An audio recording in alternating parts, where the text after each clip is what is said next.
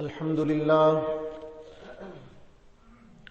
لله الذي هدانا إلى سبيل الهداية والعرفان وجعلنا من أهل الإسلام والإيقان ونشهد أن لا إله إلا الله وحده لا شريك له شهادة بالقلب واللسان ونشهد أن سيدنا وسندنا وحبيبنا وإمامنا ومرشدنا ومخدومنا وشفيعنا وكريمنا وأفضلنا وأكملنا وأجملنا وحبيبنا وحبيب ربنا وطبيبنا وطبيب قلوبنا ومولانا محمدا عبده ورسوله الذي عرفنا ما يدخلنا الجنان وعلى آله وأصحابه أكمل أهل الإيمان وسلم تسليما كثيرا أما بعد أعوذ بالله من الشيطان الرجيم بسم الله الرحمن الرحيم أذن للذين يقاتلون بأنهم ظلموا وإن الله على نصرهم لقدير. قال الله تبارك وتعالى في مقام آخر وَلَقَدْ نَصَرَكُمُ اللَّهُ بِبَدْرٍ وَأَنْتُمْ أَذِلَّةٌ فَاتَّقُوا اللَّهَ لَعَلَّكُمْ تَشْكُرُونَ. قال الله تبارك وتعالى في مقام آخر كم من فئة قليلة غلبت فئة كثيرة بإذن الله. صدق الله العظيم وبلغنا رسوله النبي الكريم ونحن على ذلك لمن الشاهدين والشاكرين والحمد لله رب العالمين. بلغ العلا بكماله كشف الدجى بجماله حسنت جميع خصاله صلوا علیہ وآلہ. انتہائی ادب و احترام سے درود پاک پڑھیں بھئی. اللہم صلی علی محمد وعلی آل محمد کما صلیت علی ابراہیم وعلی آل ابراہیم انک حمید مجید. اللہم بارک علی محمد وعلی آل محمد کما بارکت علی ابراہیم وعلی آل ابراہیم انک حمید مجید.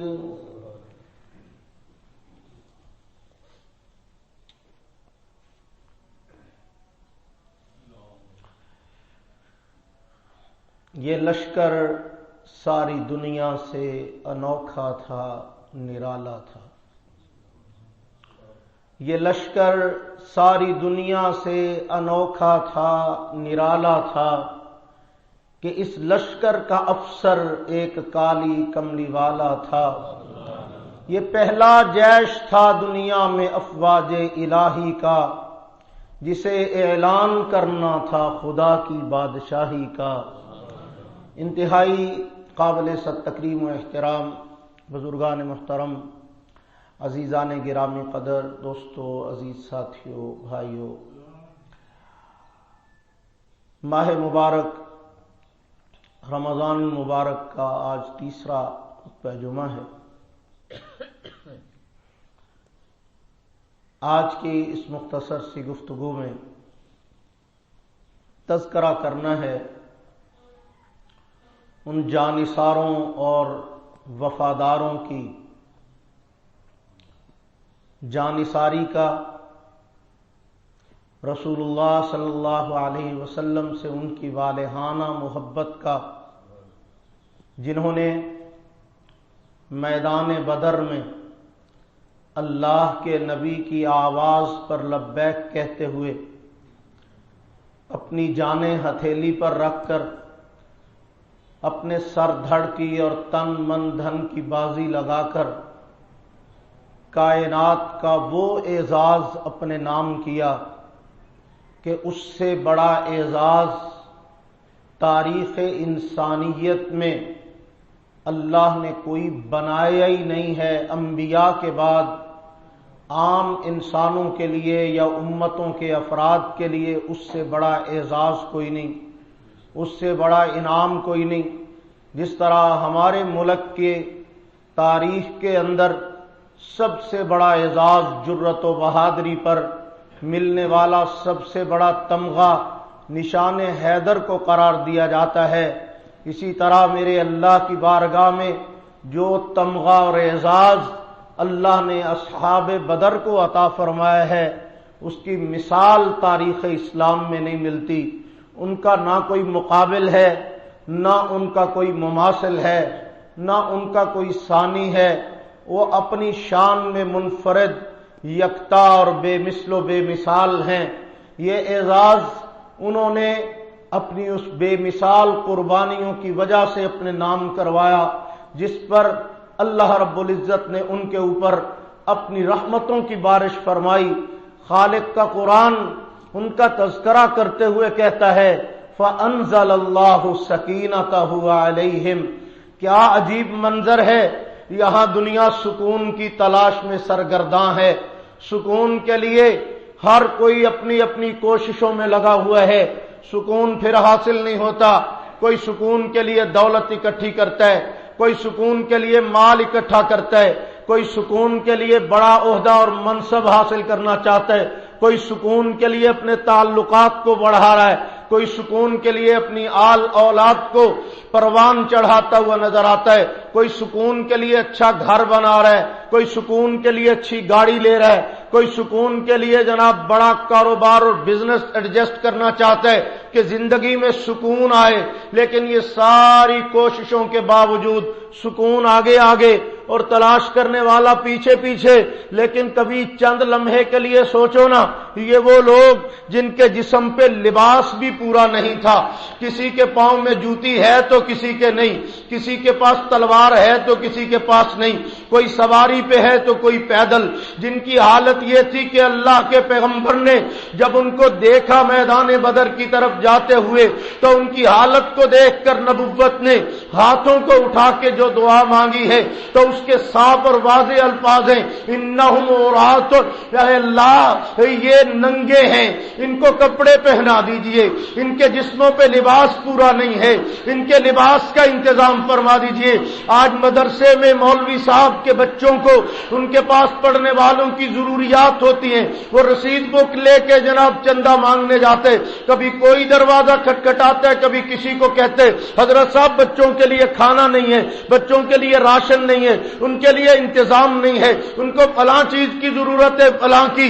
یہاں ذرا دیکھیے نا، محمد مصطفیٰ کے ان غلاموں کے مقدر پہ ناز کیجئے، ان کی قسمت کو سلام عقیدت پیش کیجئے کہ انہیں لباس چاہیے تو فکر نبوت کو ہے، انہیں کھانا چاہیے تو فکر نبوت کو ہے، انہیں پیاس لگی ہے تو ہاتھ نبوت کے اٹھ رہے ہیں، وہ پریشان اور تکلیف میں ہیں تو لب نبوت کے ہل رہے ہیں۔ اگر ان کو تکلیف و پریشانی آتی ہے تو ان کے لیے آنسو آمنہ کا لال بہا رہے اور در رب پہ سجدہ ریز ہو کر ان کے لیے دعائیں مانگی جا رہی ہیں، ربا ان کو کھانا چاہیے، کھانے کا بندوبست کر دیجئے، انہیں پانی چاہیے، ان کی پیاس بجھانے کا انتظام کر دیجئے، انہیں لباس چاہیے، ان کے لیے لباس کا انتظام کر دیجئے۔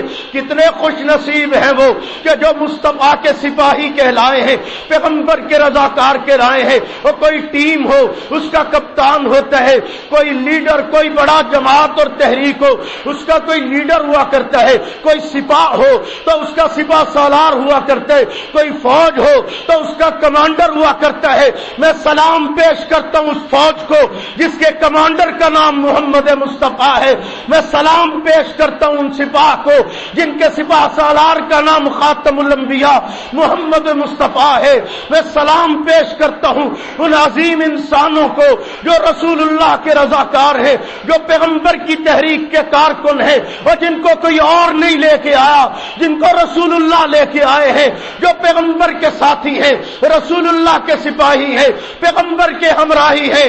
اللہ رب العزت نے ان کو یہ اعزاز دیا ہے کہ ساری کائنات مل کے سکون کا تلاش کرتی ہے، اور وہ بدر کی وادی میں جب تھکاوٹ سے چور ہو کر، تھکن سے چور ہو کر، تھک ہار کے بدر کی اس ریتلی زمین پہ لیٹے ہیں تو اللہ کا قرآن کہتے میرے محمد گواہ رہنا، میرے فرشتوں گواہ رہنا، فانزل اللہ سکینتہ علیہ، میں نے سکون بھی ان پہ نازل کر دیا، رحمتیں بھی ان پہ برسا دی۔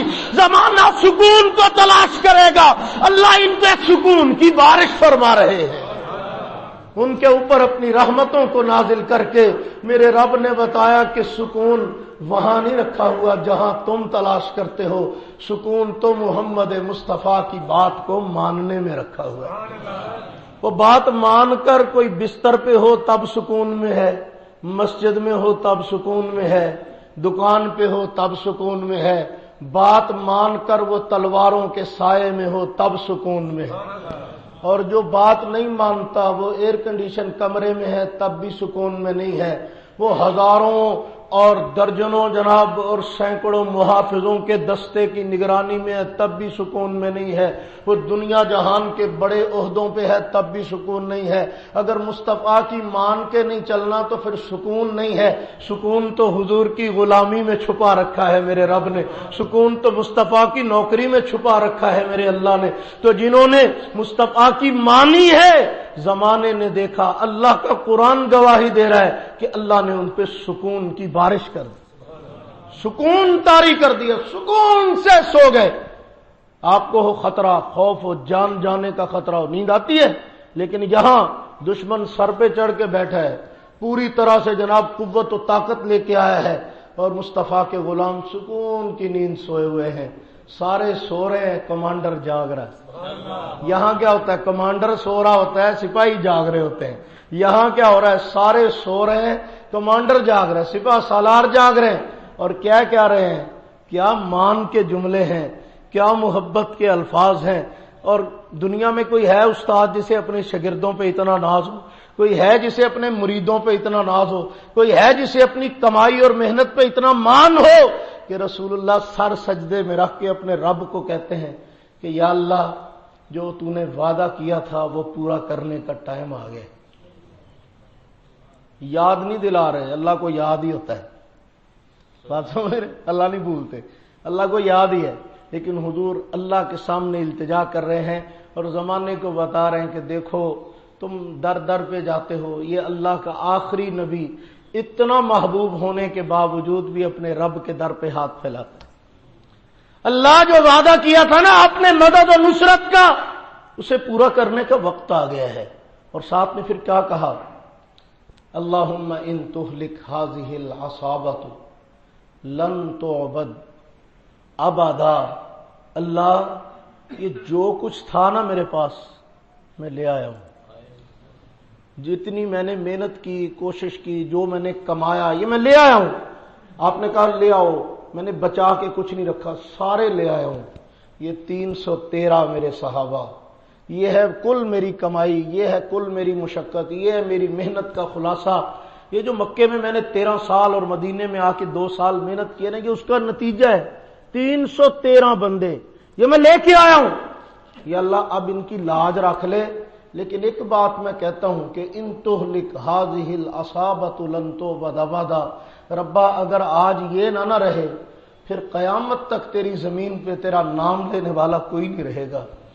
کتنا بڑا اعزاز ہے، کتنا بڑا فخر ہے مصطفیٰ کے ان غلاموں کے لیے جن کو اللہ کے نبی نے اسلام کی بقا کا ذریعہ قرار دیا ہے۔ آج کوئی اپنا جھنڈا بناتا ہے، کوئی اپنی جماعت بناتا ہے، کوئی اپنی تحریک بناتا ہے، کوئی اپنی تنظیم بناتا ہے، کوئی اپنی جناب چھوٹی سی جناب کوئی لانچ کر لیتا ہے۔ آج کل تو جناب یوٹیوب چینل ہی نہیں مان ہے، چھوٹا سا چینل بنا کے سمجھتے ہیں کہ سارے دین کا ٹھیکیدار تو میں ہوں، میری وجہ سے چل رہا ہے سارا نظام۔ عجیب و غریب سسٹم ہے، ہر بندہ یہ سمجھا کہ میں نے کندھوں پہ اٹھایا ہوا ہے، میں ہوں دین کا ستون، میں نکل گیا تو سارا کچھ دھڑام سے نیچے آ جائے گا۔ ہر کسی کے دماغ میں یہ خبط سوار ہوا پڑا ہے، اللہ ماشاءاللہ کوئی ہیں چند لوگ جو دین کا کام خلوص سے کرتے ہیں، ورنہ اکثریت تو یہی ہو گئی ہے کہ ایک دماغ میں آ جاتا ہے کہ میں نہیں ہوں گا تو پتہ نہیں کیا میری وجہ سے جو چل رہا ہے، میں ہی ہماری وجہ سے دین کا کام، ہماری وجہ سے یہ، ہماری وجہ سے وہ، ہم یوں کر دیں گے، ہم تو کر دیں گے۔ میں نے کہا کیا ہے تمہاری وجہ سے؟ جن کی وجہ سے تھا نا ان کی وجہ سے رسول اللہ نے خود کہہ دیا کہ یہ رہیں گے تو دین رہے گا، یہ رہیں گے تو اللہ کی توحید کا ڈنکا بجے گا، یہ رہیں گے تو مصطفیٰ کی عظمتوں کا اعلان ہوتا رہے گا، یہ رہیں گے تو اسلام کی تقدس اور بقا کی ضمانت دی جا سکے گی۔ اور خالق کو کہا ان تہلک ہذہ العصابۃ لن تعبد ابدا، یہ جو جماعت میں لے کے آیا ہوں ربا اگر آج یہ نہ رہی تو پھر نام تیرا بھی کسی نے نہیں لینا۔ مان ہے نا جو اتنی بڑی بات کہہ دی، ورنہ اللہ کہہ سکتے ہیں کہ محبوبہ ایسی کون سی بات ہے، زمین کم ہے، انسان ختم ہو گئے، میں کسی اور سے لے لوں گا، لیکن اللہ بھی انہی سے لینا چاہتا ہے کم، اسی لیے تو جواب میں نہ نہیں کی۔ اب میرے محبوب دعائیں مانگ رہے، توجہ کیجئے ذرا، میں ان کی جان نثاری کی چند جھلکیاں پیش کرنا چاہتا ہوں بڑے مختصر سے وقت میں، دامن وقت میں اتنی گنجائش نہیں ہوتی کہ لمبے قصے چھیڑ دیے جائیں۔ اب اللہ کے حبیب صلی اللہ علیہ وسلم رات کو سجدے میں ہیں، توجہ کیجئے ذرا، مفکر اسلام حضرت مولانا سید ابو الحسن الندوی رحمۃ اللہ علیہ نے بڑا عجیب نقشہ کھینچا ہے۔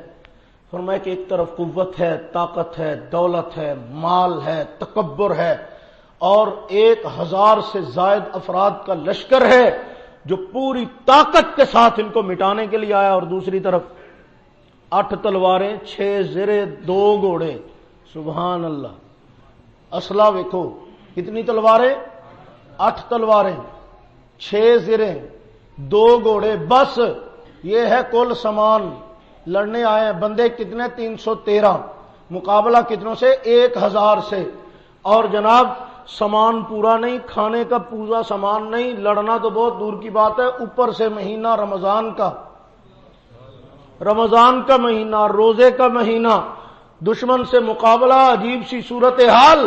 مولانا ندوی رحمۃ اللہ علیہ فرماتے ہیں اگر ترازو میں ڈال کے دونوں کا تناسب دیکھا جائے نا تو صحابہ والے پلڑا خالی اور ہلکا نظر آتا ہے، کیونکہ سامان نہیں ہے، تیاری نہیں ہے، ہتھیار نہیں ہے، انتظام نہیں ہے، کچھ بھی نہیں، اور ادھر گھوڑے، تلواریں، زرے، ایک بندہ 2 تلواریں لے کے کھڑا ہے، زرہ پہنی ہوئی ہے، یہ کیا ہوا ہے، وہ کیا ہوا، بختر بند ہیں، گھوڑے ہیں، اونٹ ہیں، پتہ نہیں کیا کیا سامان لے کے آئے، اور خواب دیکھ رہے ہیں کہ یہ تو جناب فتح کا جشن بعد میں کیا منانا ہے، پہلے ہی منا لیتے ہیں، اور انہوں نے منایا۔ اگلے دن جنگ ہونی تھی اور انہوں نے پچھلی رات جشن منایا اپنے خیموں میں کہ یہ تو مٹے مٹائے ہیں، یہ تو صبح نظر بھی نہیں آئیں گے، یہ تو پہلی بار میں صفحہ ہستی سے مٹا دیے جائیں گے، ان کی حیثیت اور اوقات کیا ہے، نعوذ باللہ، جو یہ سوچ کر فتح اور کامیابی کا جشن پہلے منا چکے، ان کا مقابلہ ہے مصطفیٰ کے غلاموں سے۔ اب رسول اللہ صلی اللہ علیہ وسلم رات کو صورتحال کو دیکھ چکے۔ حضرت مولانا ابو الحسن ندوی رحمۃ اللہ علیہ اپنے انداز میں بڑی عجیب بات فرماتے ہیں، فرمایا صحابہ والا پلڑا دنیاوی اسباب سے خالی تھا، اللہ کے حبیب نے سوچا کہ میں اسے بھر دوں۔ کہو روزہ رکھ کے سبحان اللہ دا ثواب بھی 70 گنا ملتا ہے، شاید تانوں آئی جائے جوش، کہو سارے مل۔ نبی رحمت صلی اللہ علیہ وسلم نے سوچا کہ یہ خالی پلڑا میں اسے بھر دوں، وزنی کر دوں کفار کے مقابلے میں۔ کیسے وزنی کریں؟ ان کے پاس تلواریں ہیں، تلواریں ڈالو گے برابر ہو جائے گا۔ ان کے پاس گھوڑے ہیں، ان کے پاس زرے ہیں، ان کے پاس سامان ہے، ان کے پاس کھانا ہے، وہ ڈالو گے برابر ہو جائے گا، لیکن یہ تو تھا ہی نہیں۔ اب کیا کیا جائے؟ مولانا ندوی رحمۃ اللہ علیہ فرماتے ہیں حضور نے صحابہ والے پلڑے میں ایک ایسی چیز ڈال دی کہ اس سے زیادہ وزنی چیز میرے اللہ کی پوری کائنات اور میرے رب کے خزانے میں کوئی ہے ہی نہیں۔ ڈاکٹر صاحب بڑی عجیب بات کہہ رہا ہوں، اس سے زیادہ وزنی چیز میرے اللہ کے خزانے میں کوئی ہے ہی نہیں۔ وہ کیا تھی؟ مولانا ندوی بڑا خوبصورت انداز اختیار کر کے وہاں پہ لکھتے ہیں، وہ تھے رسول اللہ کے آنسو۔ کیا تھے بھائی؟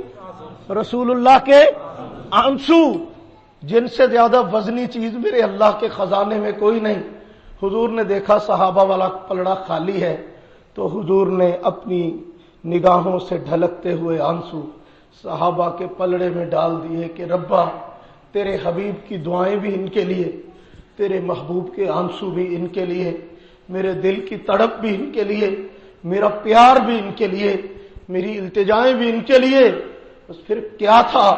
قدرت نے کہا محبوبہ صبح دیکھنا، پھر جس پلڑے میں تیرے آنسو آ گئے نا، میں اسے اتنا وزنی کر دوں گا کہ ان کا حال وہ ہوگا کہ کائنات میں اس طرح کے ہارے ہوں کی مثال کوئی نہیں ملے گی۔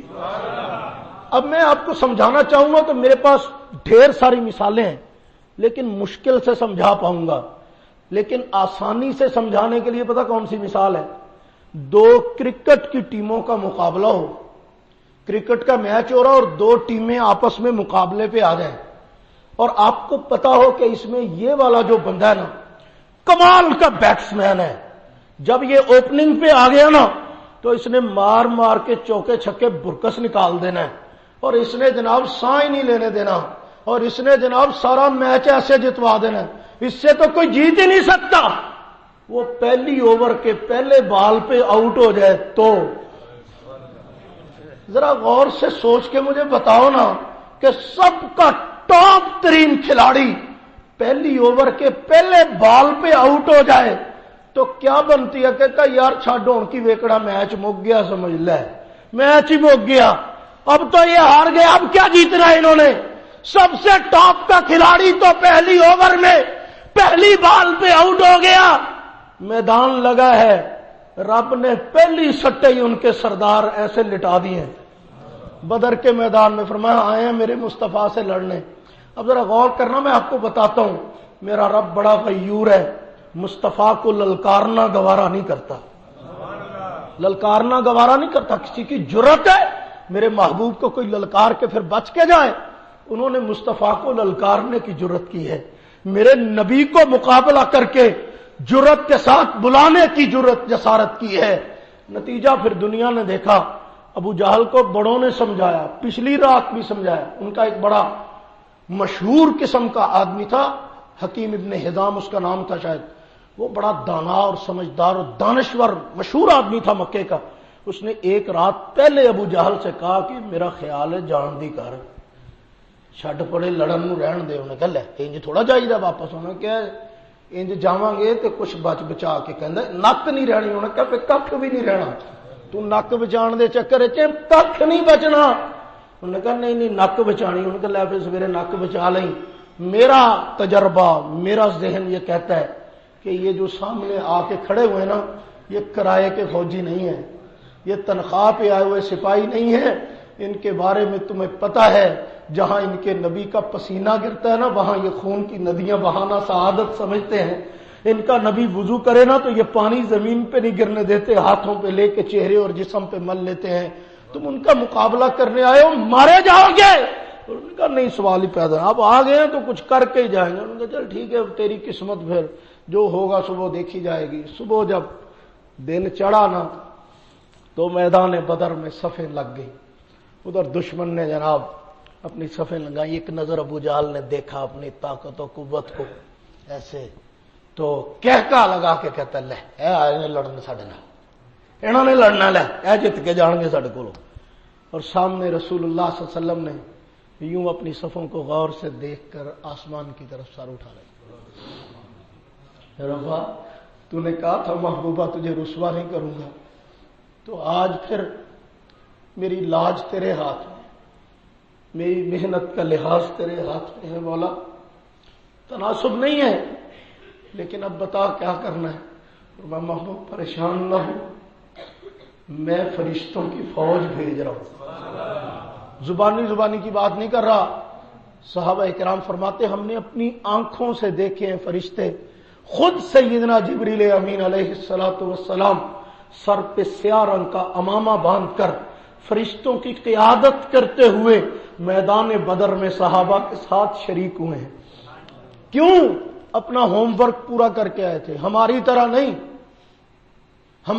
نہیں کہ نماز کے بعد اگلی صفوں میں بابے جو ہے نا وہ دعا مانگ رہے ہوتے ہیں امریکہ اور یورپ کی تباہی اور بربادی کی کہ یا اللہ نہ کافرانوں برباد فرما، تباہ فرما، یا اللہ اسلام کے دشمنوں کو نیست و نبود فرما، آمین.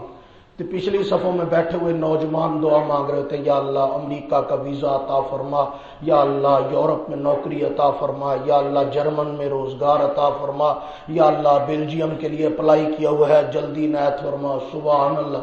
ایک کوئی مسیحت، ایک کوئی نماز، ایک کوئی جگہ. اگلے کہہ رہے نے تباہ فرما، پچھلے کہہ رہے نے سانو چھیتی جنی روانہ فرما. لے کیا بات ہے. یہ تو مناظر ہیں آپ کے، اور آپ اسلام نافذ کرنے پہ بیٹھے ہوئے ہیں. اللہ کے فضل و کرم سے گھر سے نکلتے نہیں ہیں. وہ کسی کو کہا تھا نا وہ مولوی صاحب جناب ہر نماز میں دعا مانگ یا اللہ ہمیں شہادت کی موت عطا فرما، یا اللہ ہمیں شہادت کی موت عطا فرما. وہ کسی نے مولوی صاحب نے پوچھا کہ مولوی صاحب تسی بم درود والے مولوی ہو؟ کہنا نہیں اسی تو دم درود والے مولوی ہونے. انہوں نے کہا دم درود والے مولوی ہو تو پھر سانو سمجھ نہیں آتی ہے شہادت دی موت کداں ملنی ہے. میدان تسی جاندے نہیں، جہاد تسی کردے نہیں، کشمیر تسی جاندے نہیں، افغانستان تسی جاندے نہیں، فلسطین تسی جاندے نہیں، اللہ دے رستے تسی نکلدے نہیں. تے کی برود یا بمب کی حلوے دی پلیٹ وچ پاٹنا ہے کہ تانوں جناب شہادت دی موت نصیب ہو جانی ہے. عجیب تماشا ہے. اپنے حصے کا کام کیے بغیر اسلام کے نفاذ کی تمنائیں اور دین کے غلبے کے خواب دیکھنا بڑی مزہ کا خیز بات ہے. قدرت بھی تم پہ ہنستی ہے کہ کس طرح کے خواب دیکھتے ہو. جنہوں نے اسلام کے غلبے کا خواب دیکھا تھا نا وہ اپنے نرم بستر چھوڑ کر بدر کی وادی میں کھڑے ہوئے نظر آئے تھے. جنہوں نے اسلام کے غلبے کا خواب دیکھا تھا نا انہوں نے اپنے خواب کو شرمندہ تعبیر کرنے کے لیے مصطفیٰ کی آواز پہ لبیک کہا تھا. انہوں نے اپنے بچوں کو یتیم کروایا، انہوں نے اپنی بیویوں کو بیوہ کروایا، انہوں نے گھر بار چھوڑے. میری اور آپ کی طرح قربانی کے رستوں سے راہ فرار اختیار نہیں کی، بھاگے نہیں، انہوں نے اپنا آپ پیش کیا. ہمارے حضرت بڑے مزاحیہ انداز میں فرمایا کرتے تھے کہ ہم تو اس طرح کے عاشق ہیں کہ ویسے عام حالات ہوتے میں قربان جانی ہاں تو یہ ذرا اوکھا ویلا آ جائے کہندا جی میں تو پھر ملتان جانی ہے. اسی ویلے ویزا کتے اور دا کرا لیندے، اسی ٹائم بھاگ جاتے ہیں. 4 دن فون ہی نہیں ملتا حضرت صاحب کا. پھر مشکل وقت آ جائے تو بات سننے کے لیے تیار نہیں ہوتے. کیا کیا آپ کو عجیب باتیں سنا. ایک مجاہد شہید ہو گئے، ان کے گھر والوں نے مجھے بتایا، انہوں نے کہا جی ہمارے بھائی جب شہید ہوئے ان کی میت پہنچی، ہم جس مولوی کو فون کریں وہ آگے سے فون ہی نہ اٹھائے، وہ نمبر کٹی جائے کہ جنایا پڑھانا پینا، مطلب جنایا پڑھایا تو میرا نام ہی نہ کتنے لسٹاں چ آ جائے کہ انہیں پڑھایا. سبحان اللہ. تو میں نے کہا اس سے بڑا مجاہدین کا روب کیا ہوتا ہے کہ زندہ ہوں تب بھی ان سے دنیا ڈرتی ہے، شہید ہو جائے تب بھی ان سے دنیا ڈرتی ہے. اللہ کے سپاہیوں کا تو یہی روب ہوتا ہے نا. تو یہاں پہ تو عجیب مناظر ہے. ہم چاہتے ہیں دین غالب آئے لیکن کرتے کچھ نہیں. حضور کے صحابہ نے کیا کیا؟ اپنے حصے کی ذمہ داری پوری کی، جو کر سکتے تھے کیا، جو باقی کی کسر رہ گئی اللہ نے فرمایا محبوبہ فکر نہ کر، 1000 فرشتے میں بھیج رہا ہوں. 1000 فرشتہ. قرآن نے فرمایا کہ میں 1000 فرشتہ آپ کے لیے بھیج رہا ہوں میدان بدر میں. وہ آپ کے ساتھ مل کر دشمن سے لڑائی کرے گا. فکر آپ نے نہیں کرنی، میں آپ کے ساتھ ہوں. اب توجہ کیجیے ذرا. جنگ شروع ہوئی، میدان میں اللہ کے حبیب کے صحابہ کھڑے ہیں. اب میں آپ کو بتانے لگا ہوں کہ اللہ کی غیرت کو جوش کب آتا ہے. حضور علیہ الصلوۃ والسلام کو للکارنے کے لیے جو سپہ سالار تھا نا، ان کا قوم کا سردار تو تھا ابو جہل، لیکن فوج کا کمانڈر بنا کے جسے آگے کیا تھا اس کا نام تھا عتبہ۔ کیا نام تھا؟ اونچی بولو، عتبہ نام تھا۔ وہ آگے آیا اور اس نے کہا یہ ہے میرا پتر، اس کا نام ہے شیبہ، یہ ہے میرا ساتھی، اس کا نام ہے ولید۔ کون ہے جو ہمارا مقابلہ کرے؟ ہم حل من مبارز، کون ہے جو مبازرت کرے، مقابلہ کرے، جو ہمارے ساتھ ٹکر لے؟ تو رواج تھا کہ جنگ کے آغاز میں ایک دوسرے سے مقابلہ کیا کرتا تھا، اس کے بعد پھر آپس میں سارے پڑ جاتے تھے، لڑ پڑتے تھے۔ تو ایک بندہ مقابلے میں لانے کے لیے انہوں نے کہا کون ہے جو مقابلے پہ آئے؟ تو حضور علیہ السلام کے 3 صحابہ سامنے آئے۔ حضرت معاذ رضی اللہ تعالیٰ عنہ تھے، حضرت عوف تھے اور ایک اور صحابی، 3 صحابی جو ہے نا وہ سامنے آئے۔ وہ تینوں انصاری صحابی تھے۔ کون تھے؟ انصار صحابہ۔ انصار سے مراد جو مدینے کے رہنے والے تھے، یثرب کے لوگ تھے۔ وہ جب سامنے آئے نا تو عتبہ نے تکبر کے ساتھ ایک جملہ کہا، انہوں نے کہا ساڈے برابر دے لیا اگر کسی نال لڑائی کرانی، میں اتنی دور سے یثرب کے بکریاں چرانے والوں سے لڑنے کے لیے نہیں آیا کہ یثرب کے چرواہوں سے جا کے لڑوں گا، ان کی کیا حیثیت ہے میرے سامنے؟ اگر میرے ساتھ لڑانا ہے تو میرے مقابلے کے بندے لے کے آؤ۔ قدرت نے کہا مقابلہ تو تمہارا بنتا ہی نہیں ہے، اس قوم کے کمانڈر کا نام ہے محمد مصطفیٰ، تم کائنات میں سے چھان کے مصطفیٰ کے مقابلے کا کمانڈر تو پہلے لے کے آؤ۔ آئے ہو مقابلہ کرنے، شوق ہی ہے تو لو، پھر میرے محبوب نے واپس بلا لیجئے۔ حضور نے واپس بلایا۔ توجہ کیجئے ذرا، ابھی بدر کی جنگ شروع نہیں ہوئی تھی، حضور علیہ الصلوۃ والسلام نے نا اپنے صحابہ کو چیک کرنے کے لیے مشاورت کی اور پوچھا کہ بھئی بتاؤ اگر سچ مچ جنگ ہو گئی صبح تو کیا کرو گے؟ تو وہی کھڑا ہوا جو ہمیشہ سب سے پہلے کھڑا ہوتا تھا، الیکشن چ نہیں، قربانی دینے کے لیے۔ ہاں، بعض ہوتے ہیں وہ الیکشن میں سب سے پہلے کھڑے ہوتے ہیں، تو یہ وہ ہیں جو قربانی دینے کے لیے سب سے پہلے کھڑا ہوتا ہے، اس کا نام ہے ابو بکر۔ کھڑے ہو گئے، ادھر حضرت عمر کھڑے ہو گئے۔ ابو بکر و عمر نے عرض کی اے ہادی دوراں، ہمارے مال و جان اولاد سب کچھ آپ پر قربان، غلامان محمد جان دینے سے نہیں ڈرتے، یہ سر کٹ جائے یا رہ جائے کچھ پرواہ نہیں کرتے۔ حضور نے جب دیکھا نا تو حضور نے فرمایا یار تم تو میرے ساتھی ہو، میرے ساتھ آئے ہو مکے سے ہجرت کر کے، تم نے کہاں جانا ہے؟ تم میرے، میں تمہارا۔ یہ جو یہاں والے مقامی انصاری صحابہ یہ کیا کریں گے ہمارے ساتھ؟ مشکل وقت آیا تو ان کی طرف سے کیا رسپانس ہوگا، کیا رد عمل ہوگا، کیا صورتحال ہوگی؟ تو جناب رسول اللہ صلی اللہ علیہ وسلم نے جب ان سے صورتحال جاننا چاہی تو عجیب و غریب منظر تھا۔ صفے انصار کی جانب اٹھی آنکھیں نبوت کی تو سعد ابن معاذ اٹھے، دکھائی شان جرأت کی، ادب سے عرض کی انصار ہیں ہم یا رسول اللہ، غلام سید ابرار ہیں ہم یا رسول اللہ، گدائی آپ کے در کی ہماری بادشاہی ہے، ہمیں تو آپ کا ارشاد ہی وحی الہی ہے، ہمارا جینا مرنا آپ کے احکام پر ہوگا، کسی میدان میں ہو خاتمہ اسلام پر ہوگا، اگر ارشاد ہو بحر فنا میں کود جائیں ہم، اگر ارشاد ہو بحر فنا میں کود جائیں ہم، ہلاکت خیز گردابے بلا میں کود جائیں ہم، نبی کا حکم ہو تو کود جائیں ہم سمندر میں جہاں کو محو کر دیں نعرہ اللہ اکبر میں، قریش مکہ تو کیا چیز ہے جنوں سے لڑ جائیں، قریش مکہ تو کیا چیز ہے جنوں سے لڑ جائیں، سنان نیزہ بن کر سینہ باطل میں گڑ جائیں۔ محبوبہ اگر بات ہماری ہے تو ہم آپ کو یوں میدان میں چھوڑ کے بھاگیں گے نہیں کہ جیسے موسیٰ علیہ السلام کے ساتھیوں نے کہا تھا فَاذْهَبْ أَنْتَ وَرَبُّكَ فَقَاتِلَا إِنَّا هَاهُنَا قَاعِدُونَ۔ جب جنگ ہوئی نا تو موسیٰ علیہ السلام کے ساتھیوں نے کہا حضرت جی حالات بڑے خراب ہیں، تو آپ ایسا کریں فَاذْهَبْ أَنْتَ وَرَبُّكَ فَقَاتِلَا، تسی تے تہاڈا رب جا کے لڑو، اِنَّا هَاهُنَا قَاعِدُونَ، ہم یہاں بیٹھے ہیں، دعا شعا فرمائیں گے آپ کے لیے، تشریف فرمائیں، لیکن ہم نے آپ کے ساتھ کوئی نہیں جانا۔ تو حضور کے صحابہ نے کہا یا رسول اللہ آپ ذرا قدم تو بڑھائیں ایک بار۔ فرمایا پھر کیا ہوگا؟ فرمایا ہم کہیں گے فَاذْهَبْ أَنْتَ وَرَبُّكَ فَقَاتِلَا إِنَّا مَعَكُمَا مُقَاتِلُونَ۔ محبوبہ آپ اور آپ کا رب میدان میں نکلیے، پھر آپ دائیں دیکھیں گے تو آپ کو ہم نظر آئیں گے، آپ بائیں دیکھیں گے تو آپ کو یہ غلام نظر آئیں گے، آپ سامنے دیکھیں گے تو مصطفیٰ کے سپاہی اور دفاع کرنے والے نظر آئیں گے، پیچھے مڑ کے دیکھیں گے تو آپ کو شمع نبوت کے یہ پروانے اور ستارے نظر آئیں گے۔ محبوبہ ہم کٹ جائیں گے، نبوت کے وجود پہ آنچ نہیں آنے دیں گے، اسلام کی عظمتوں کو رسوا نہیں ہونے دیں گے۔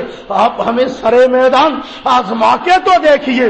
پھر بدر کا دن آ گیا، اور میرے دوستوں میرے ساتھیوں، بدر کا دن یہ کوئی کہانی نہیں ہے، یہ کوئی افسانہ نہیں ہے، یہ کوئی قصہ نہیں ہے، اور بدر کا دن تو حق و صداقت کے مارکے کا دن ہے، بدر کا دن تو دودھ کے دودھ اور پانی کے پانی ہونے کا دن ہے، بدر کا دن تو اللہ کی مدد کو آنکھوں سے دیکھنے کا دن ہے، بدر کا دن تو اللہ کے نبی کے صحابہ کے امتحان اور نتیجے کا دن ہے، بدر کا دن تو مصطفیٰ کی کمائی کی آزمائش کا دن ہے، بدر کا دن تو مصطفیٰ کی محنتوں کے نتیجے کا دن ہے، اور بدر کا دن تو کفر کی رسوائی کا دن ہے، بدر کا دن تو اللہ نے اس کو یوم الفرقانی یوم التقى الجمعان کہا کہ حق و باطل کے درمیان فرق کرنے کا دن۔ مصطفیٰ کے صحابہ کی جانثاری کی وہ داستانیں جو چشم فلک نے نہ اس سے پہلے کبھی دیکھی نہ اس کے بعد کبھی دیکھی،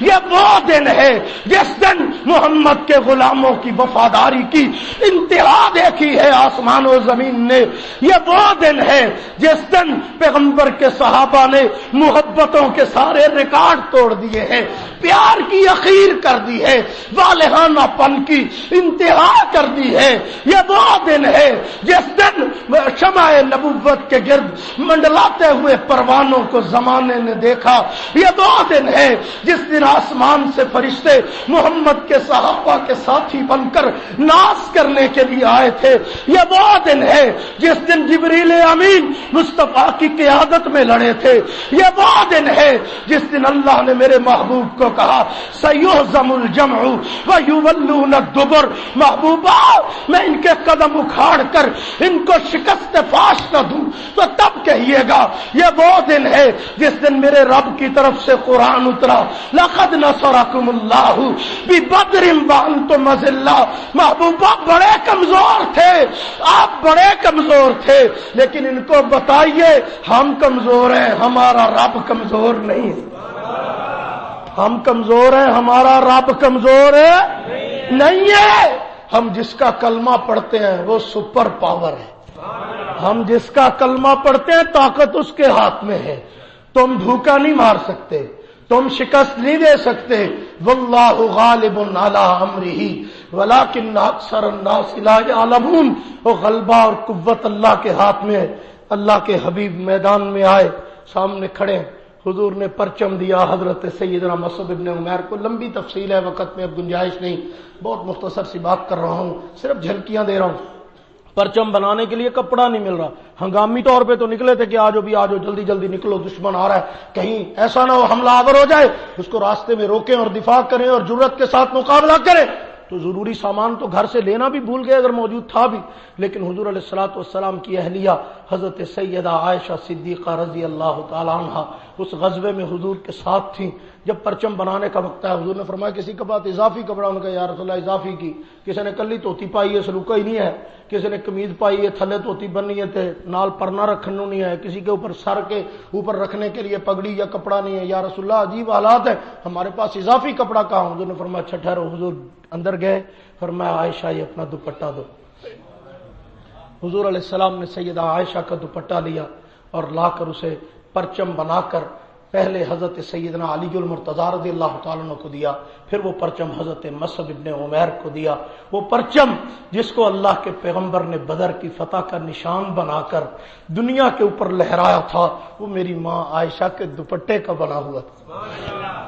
میرے دوستو، پرچم تھما دیا گیا حضرت مصعب ابن عمیر کو۔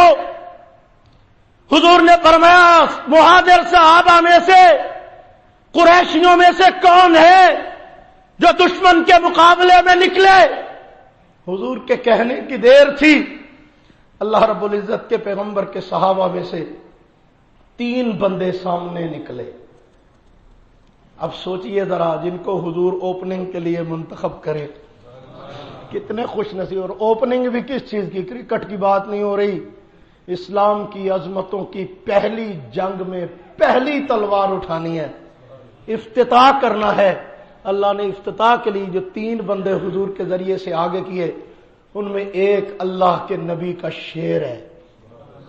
حضور ان کو شعر کہتے تھے، اللہ کے نبی کا شعر۔ فرمایا اسد اللہ و اسد رسولی، حدیث کے الفاظ ہیں، حضور نے فرمایا اللہ کا بھی شعر ہے، اللہ کے رسول کا بھی شعر ہے۔ اور دوسری حدیث میں فرمایا سید الشہداء یوم القیامت حمزہ، قیامت کے دن جب شہیدوں کو لایا جائے گا تو سارے شہیدوں کا سردار میرا چاچا حمزہ ہوگا۔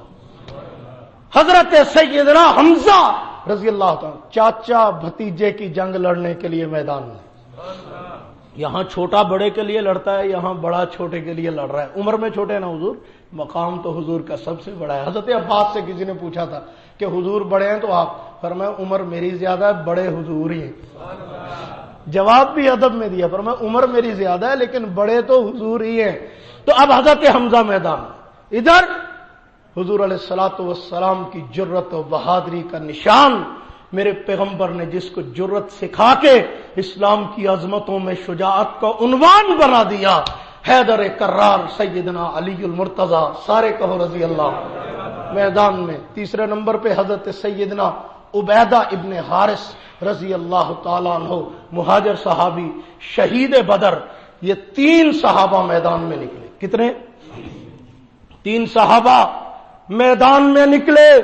اللہ کے حبیب صلی اللہ علیہ وسلم نے تینوں کو تینوں کے مقابلے میں کھڑا کیا۔ جس نے للکارا تھا کفر کا کمانڈر ان چیف عتبہ، حضور نے فرمایا حمزہ آپ عتبہ کے مقابلے میں چلے جاؤ۔ خالد ابن ولید، خالد کے والد کا نام تھا ولید، سمجھ رہے ہو؟ ادھر یہ تھے خالد، اسلام کے سپاہی بعد میں بنے، اس وقت بدر میں شریک نہیں تھے۔ باپ کا نام ولید، سامنے وہ آیا تھا کفر کی طرف سے۔ حضور نے فرمایا علی آپ ولید کے مقابلے میں چلے جاؤ، عبیدہ آپ شیبہ کے مقابلے میں چلے جاؤ۔ یہ شیبہ عتبہ کا بیٹا تھا، ادھر باپ ادھر بیٹا، درمیان میں ولید، تینوں بڑے بڑے کمانڈر اپنے آپ کے، اور وہ اپنی دھاک بٹھانے کے لیے آئے تھے۔ انہوں نے، عرب نے اپنے بڑے بہادر لوگ میدان میں لا کے کھڑے کیے تھے، تینوں مقابلے میں کھڑے ہو گئے، جی کرو مقابلہ۔ ادھر سے حضور کے 3 غلام آگے بڑھے، انہوں نے کہا لو جی آج ہو جائے پھر مقابلہ۔ جو مقابلہ ہوا ہے نا، پھر تاریخ انسانی میں کیا اس کی مثال ملے گی۔ ایسا عجیب منظر، ایسا عجیب مقابلہ کہ اللہ رب العزت نے میرے مصطفیٰ کے سر پہ شروع میں ہی عزتوں کا تمغہ سجا دیا، عظمتوں کا اعلان میرے پیغمبر علیہ الصلوۃ والسلام کے لیے پہلے سے ریزرو کیا ہوا تھا۔ تو خلاق عالم نے میرے حبیب کی عزت، عظمت اور شان و شوکت اور بلندی اور مقام اور رفعت کا اعلان کرنے کے لیے ان تینوں کو فتح سے ایسا نوازا کہ ادھر حضرت حمزہ رضی اللہ تعالیٰ عنہ عتبہ کے مقابلے میں پہنچے تو اسلام کی تاریخ اس بات کی گواہی دیتی ہے کہ لمبا چوڑا مقابلہ نہیں، جب سامنے آئے نا تو حضرت حمزہ بالکل سادہ لباس پہنا ہوا ہے، ہاتھ میں تلوار پکڑی ہوئی آ کے کھڑے ہو گئے، اور وہ جو تھا نا عتبہ جو بڑا بہادر بنا پھرتا تھا اور للکار رہا تھا، اس کی حالت یہ تھی کہ اس نے صرف تلوار ہی نہیں پکڑی ہوئی تھی، اس نے سر پہ لوہے کا خود پہنا ہوا تھا، اس نے اپنے چہرے کے اوپر زنجیریں لٹکائی ہوئی تھی، اس نے جسم پہ لوہے کی زرہ پہنی ہوئی تھی، ایک ہاتھ میں اس نے سپر پکڑی ہوئی تھی، ڈھال پکڑی ہوئی تھی، دوسرے ہاتھ میں تلوار پکڑی ہوئی تھی، اور یہ اس انداز سے مقابلے کے لیے میدان میں کھڑا ہو کر یہ جناب للکار رہا تھا۔ تو جب یہ للکار کر میدان میں حضرت حمزہ کو کہہ رہا تھا کہ آؤ کرو مقابلہ، تو حفیظ جلندری مرحوم کہتے ہیں کہ مقابلے کے اس منظر کو اپنے انداز میں رقم کرتے ہوئے فرمایا کہ صدا تکبیر کی آئی، زمین بدر تھر آئی، پلک جھپکی کھلی آنکھیں تو یہ صورت نظر آئی، پڑی تلوار فولادی، سپر کے ہو گئے ٹکڑے، سپر سے تاب سر پہنچی تو سر کے ہو گئے ٹکڑے، گلو میں بھی نہ اٹکی، سینہ کاٹا دل جگر کاٹا، لہو چاٹا جگر کا، بند زنجیریں کمر کاٹا، گلے کا ہار زنجیروں کی کڑیاں کاٹ کر نکلی، زرا بختر کے بندن اور کڑیاں کاٹ کر نکلی۔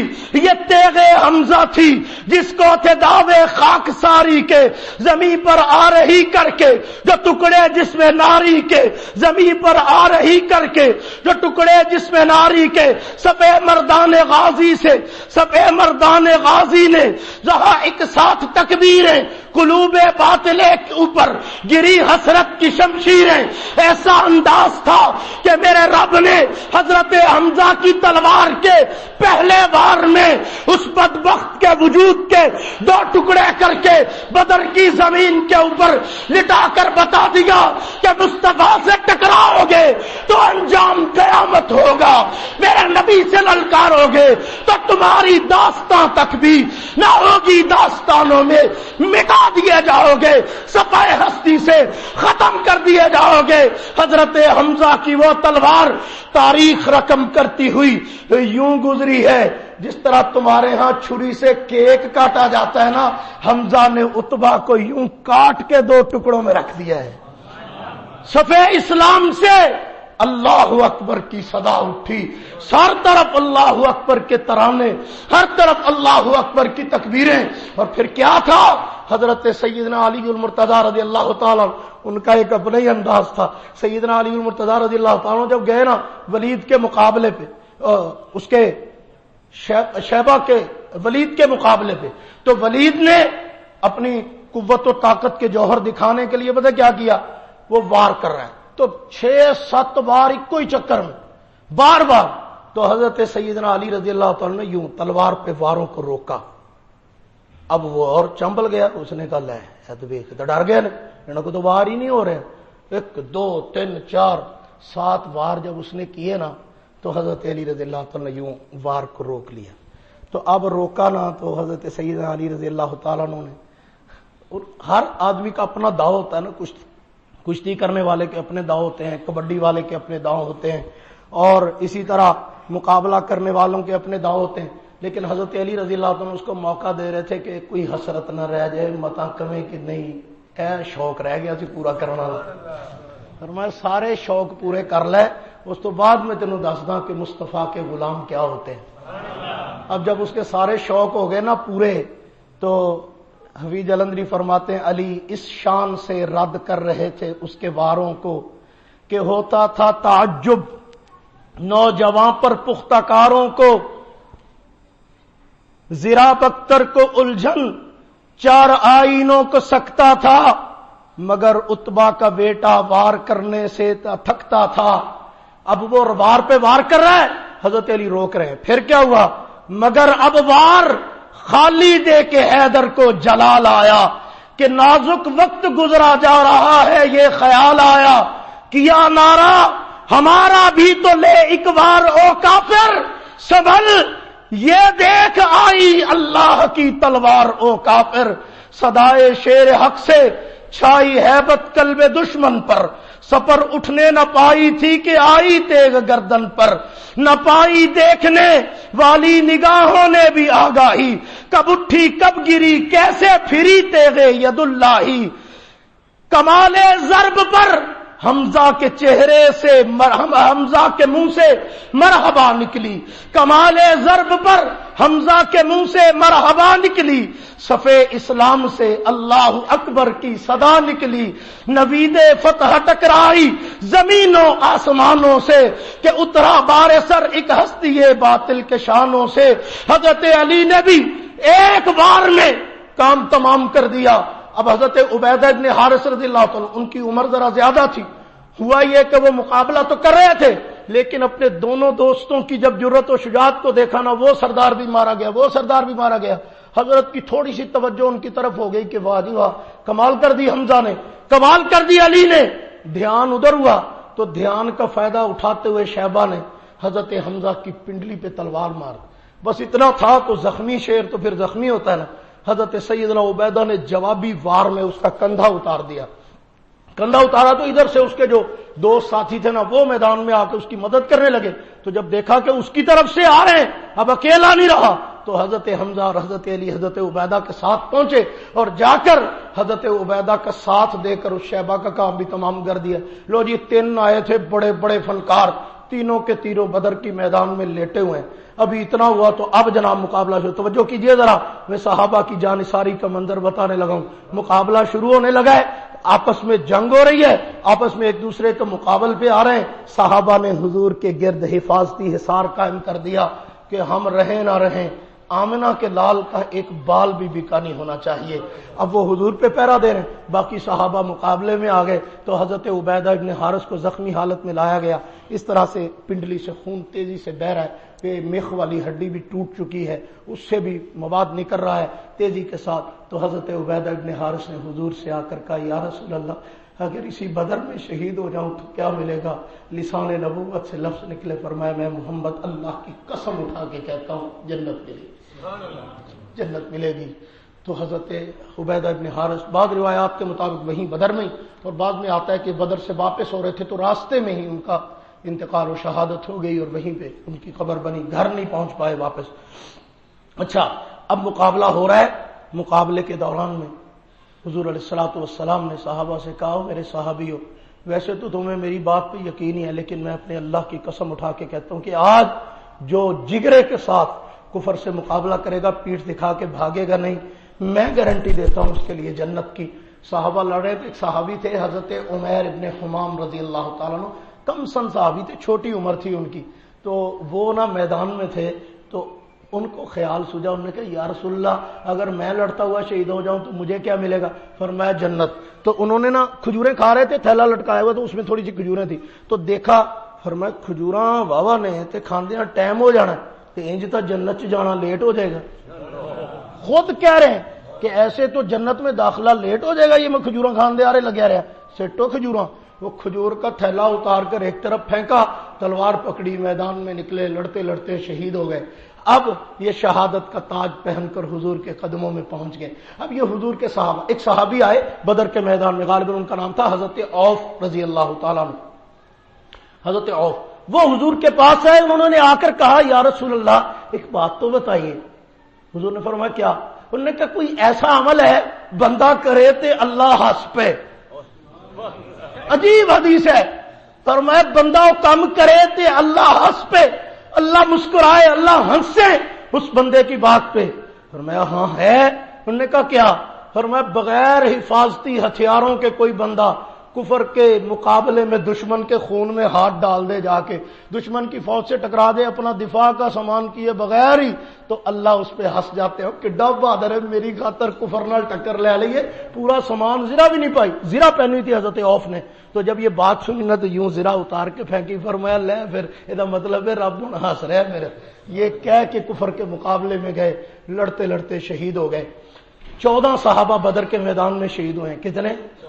14۔ لو جی اگلی بات سنو، بڑی قیمتی بات، وقت زیادہ ہو رہا ہے، میں سمیٹ لوں بات کو، کافی زیادہ ہو گیا آپ کا ٹائم بھائی، آپ کا ٹائم بہت قیمتی ہے، خاص طور پہ جب آپ مسجد میں ہونا پھر بہت قیمتی ہوتا ہے، ولیم میں جو وہ پھر نہیں، کیونکہ ہوتے 2-3 گھنٹے روٹی لیٹ ہو جائے کوئی مسئلہ نہیں، ہاں مسجد میں چونکہ آپ ہیں قربانی دینے والے۔ میں وزیر آباد میں جمعہ پڑھا رہا تھا تو پرانی عادت ہے اللہ کے فضل سے گھڑی دیکھ کے تو پڑھانا ہی نہیں، آپ تقریر پوری ہونی ہے تو جان چھوٹنی، تو 5-7 منٹ اوپر ہوئے تو ایک بندہ نا اٹھ کے کھڑا ہو گیا، کوئی کام بھی ہوں بندے نوں. میں کہا اچھا بھاجی مینوں ہی نہیں سی کوئی کام، ویلا تو میں ہی گھروں، تسی اگے نوں تشریف لے آؤ نا تھوڑے جے. تو میں نے اس کو کہا، میں نے کہا بھائی بات یہ ہے کہ یہ جو آپ ماشاءاللہ تشریف لاتے ہیں، اگر تو آپ باقاعدگی سے آتے ہیں، آپ جمعے کے وقت سے بھی واقف ہیں اور اس چیز سے بھی واقف ہیں کہ 5-4 منٹ اوپر ہو جاتے ہیں، 10 منٹ، تو اگر آپ اتنا ہی آپ کا کوئی مسئلہ ہوتا ہے، بعض بندے کا کسی نے ڈیوٹی پہ جانا ہوتا ہے، کسی کو کوئی مسئلہ ہوتا ہے، بعض دفعہ کوئی مسائل ہوتے ہیں، تو اگر ایسا ہی کوئی مسئلہ ہے تو پھر اپنے صاحب دی جگہ لب کے پڑھ لے کر یار نہ میں شرمندہ ہوا نہ توں میں، تو یہ تو میرے کو ہی آنا ہے، تو پھر تھوڑا جا قربانی کا جذبہ لے کے آیا کر. کیوں؟ اس لیے کہ میں آپ کو حلوہ کھانے کی ٹریننگ دلانے کے لیے نہیں بیٹھا ہوا، میرا تو پوری محنت کا خلاصہ یہ ہے کہ میں آپ کو دین کے لیے قربانی دینے کے لیے تیار کروں.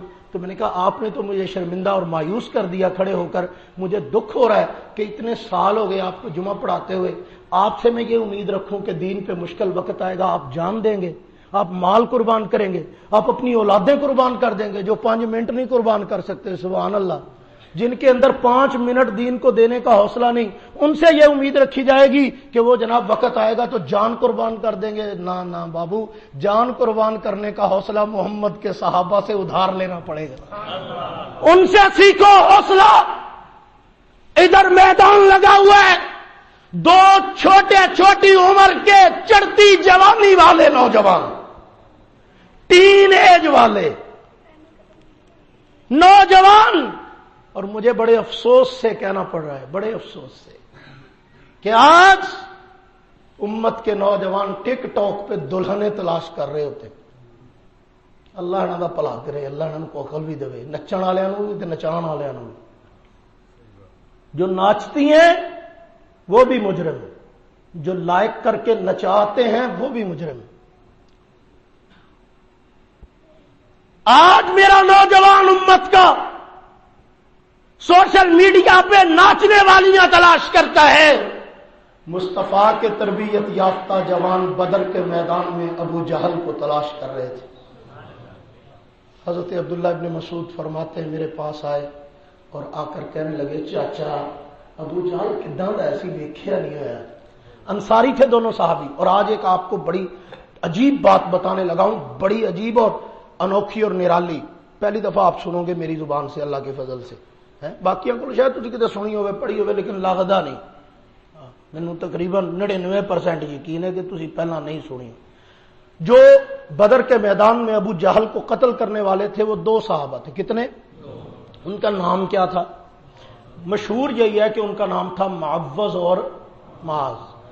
بخاری شریف کی حدیث میں ہے کہ معوذ اور معاذ نہیں، دونوں کا نام معاذ تھا. آج تک ہم بھی یہی بیان کرتے ہیں معوذ، اور سیرت کی کتابوں میں لکھا بھی ہوا ہے، لیکن بخاری شریف کی جو روایت ہے اس میں دونوں کا نام معاذ لکھا ہوا ہے اور ساتھ بلدیت لکھی ہوئی ہے، ساتھ بتایا ہوا ہے کون سے معاذ.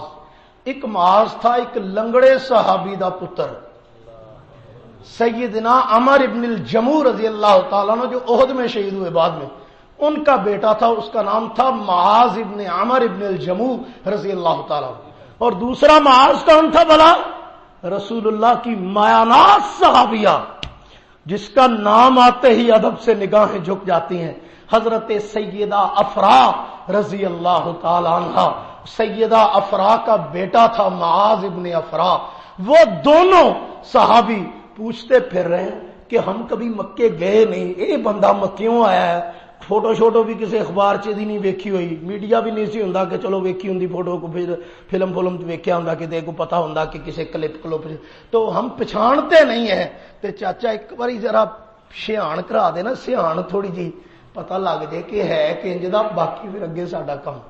اب حضرت عبداللہ بن مسعود فرماتے کہ میں نے ان کو کہا کہ تسی پوچھ کے کی کرنا؟ ان کا چاچا داستا صحیح، باقی دیا گلاں بعد کر لیں گے. تو حضرت فرماتے ہیں میں نے کہا وہ جو بڑا سارا نرغہ بنا ہوا ہے نا، آس پاس پیرا لگا ہوا ہے تلواروں والے پوری قوت سے، وہ ان کے درمیان میں جو گھوڑے پہ بیٹھا ہوا ہے نا اس کا نام ابو جہل ہے. انہوں نے کہا ہو گیا کام، بات ٹھیک ہو.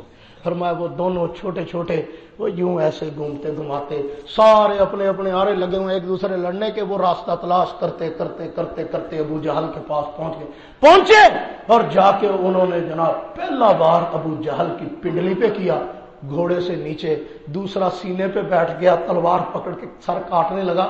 تو ابو جہل کہتا ہے تھوڑا جہا تاں تو رکھ کے کٹی، پتہ چلے سردار دی گردن ہے.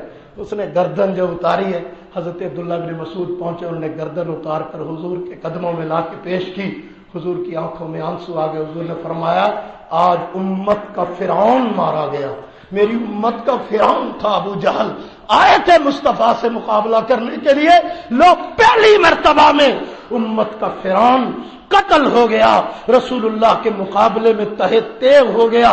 اور جب رسول اللہ میدان بدر سے فاتح بن کے واپس لوٹے نا تو حضرت اسامہ ابن زید چھوٹے تھے، وہیں مدینے میں موجود تھے، تو حضرت زید ابن حارثہ نے آ کر جب بتایا نا ابو جال بھی مارا گیا، عتبہ بھی مارا گیا، ولید بھی مارا گیا، شیبہ بھی مارا گیا، ابو البختری بھی مارا گیا، فلاں بھی مارا گیا، فلاں بھی مارا گیا، تو اسامہ ابن زید پر بات ہے مجھے اپنے کانوں پہ یقین نہیں آ رہا تھا کہ 70 بندے وہ کافروں دے بڑے بڑے سردار سارے ہی مارے گئے۔ فرمایا ہاں، جس نے مصطفیٰ کو للکارا اللہ نے اس کو دنیا سے مٹا کے بتا دیا کہ اج پہلی باری تانوں کان ہو جانے چاہیے نے کہ میرے نبی نو آئندہ تو بعد نہیں للکارنا، ورنہ نتیجہ اس تو بھی پیڑا ہوئے گا، نتیجہ اس سے بھی برا نکلے گا۔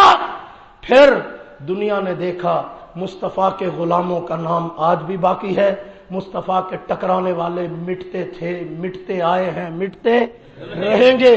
آپ کے لیے سبق یہ ہے کہ بابو خالی باتوں سے کام نہ چلایا کرو، اپنے اندر صحابہ والی جرت، صحابہ والا جذبہ، صحابہ والا ایمان پیدا کرو۔ اے نہ دیکھا کرو میں تو مستری، میں تو مزدور ہوں، میں تو غریب ہوں، میں تو مسکین ہوں، مولوی جی میں جہاد ہوں، میں کہ وہ کہڑا سارے لینڈ لارڈ سی، وہ بھی کوئی کام کرنے والا تھا، کوئی مزدور تھا، کوئی مستری تھا، کوئی محنت کش تھا، کوئی کسان تھا، کوئی کھیتی کرنے والا، کوئی کچھ، وہ بھی تو رسول اللہ کے غلام بنے تھے نا۔